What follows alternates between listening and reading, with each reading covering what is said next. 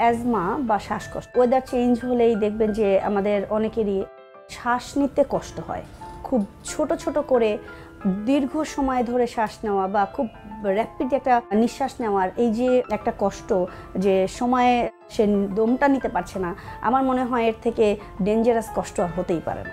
অ্যাজমার সমস্যাগুলো কিন্তু খুবই মারাত্মক হয়ে যায়। স্পেশালি দেখা যায় সন্ধ্যার পর খুব কাশি ওঠে, রাতে ঘুমানো যায় না, একদম বসে থাকে। তারা যদি একটু সচেতন হন তাদের ক্ষেত্রে কিন্তু অ্যাজমার সমস্যাটা অনেকটাই কমে যেতে পারে বলে মনে করি।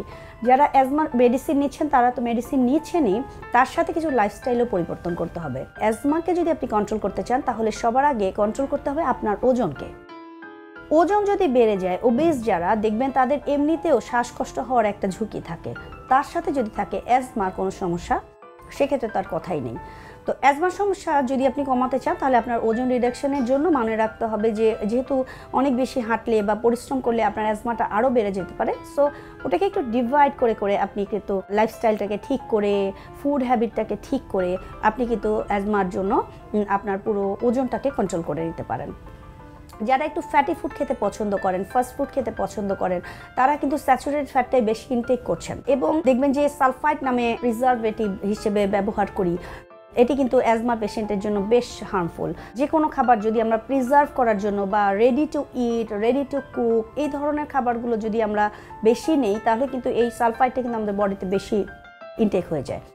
এই ধরনের সমস্যাগুলো যদি আপনি কাটাতে চান, যে অ্যাজমার সমস্যা হচ্ছে আমি কি করব, আমি অবশ্যই আপনাদেরকে সাজেস্ট করব যে আপনি অবশ্যই এই ধরনের প্রিজারভেটিভ দেওয়া যে কোনো খাবারগুলোকে অ্যাভয়েড করবেন।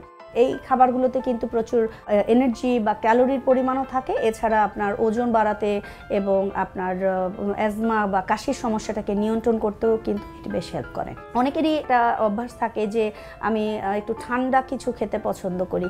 যাদের অ্যাজমার সমস্যা আছে তাদের ক্ষেত্রে কিন্তু এই অভ্যাসটা একেবারেই পরিবর্তন করে ফেলতে আমি অনুরোধ করব, কারণ অ্যাজমার সমস্যা একটু ঠান্ডায় আরও বেশি বাড়ে। দেখবেন যে পোলেন অ্যালার্জি বা আমরা যখন উইন্টার আসে তখন একটু একটু হাঁচি কাশির সমস্যা, এই বিষয়গুলো কিন্তু হতেই থাকে। তো আমাদের এই জিনিসটা মনে রাখতে হবে, যখন একটু ওয়েদার চেঞ্জ হয় বা ঠান্ডার সময়, এখন কিন্তু ঝরা পাতা দেখবেন রাস্তায় রাস্তায় পাতা পড়ে যাচ্ছে অথবা ফুলের রেণুগুলো উড়ে যাচ্ছে, এই সময় কিন্তু একটা অ্যালার্জির সময়। যাদের অ্যাজমার সমস্যা আছে তাদের ক্ষেত্রে বাড়ে এবং যাদের সমস্যা নেই তাদের ক্ষেত্রেও কিন্তু গ্রো আপ হয়ে যায়।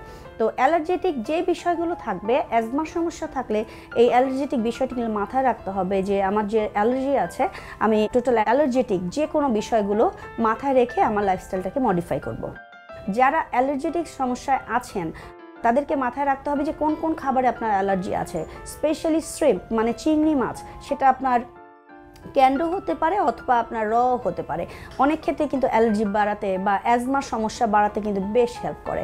সো যাদের এই ধরনের অ্যাজমাটিক প্রবলেম আছে তাদের ক্ষেত্রে আমি অবশ্যই এটা অ্যাভয়েড করার জন্য বলবো। এছাড়া আসেন সুগার বা সিম্পল সুগারগুলো যেগুলো আছে, চিনি মিষ্টি খাওয়া অ্যাজমার সমস্যাগুলো বেশ বাড়িয়ে তোলে। তাদের ক্ষেত্রে আমি বলবো অবশ্যই আপনি এই ধরনের simple sugar, processed food, sulphide দেওয়া খাবারগুলো বন্ধ রেখে আপনি একটু রেগুলার ফুডে চলে আসেন। লাইক ভেজিটেবল এবং গ্রিন লিফি ভেজিটেবল আসতে পারে, কিছু কালারফুল ভেজিটেবল আসতে পারে, কালারফুল ফ্রুটস আসতে পারে, যেগুলো আপনাকে কিন্তু হেলদি রাখতে, সুস্থ রাখতে এবং আপনার পুরো লাংটাকে প্রসারিত করতে বেশ হেল্প করে এবং আপনাকে রাখে সুস্থ স্বাভাবিক।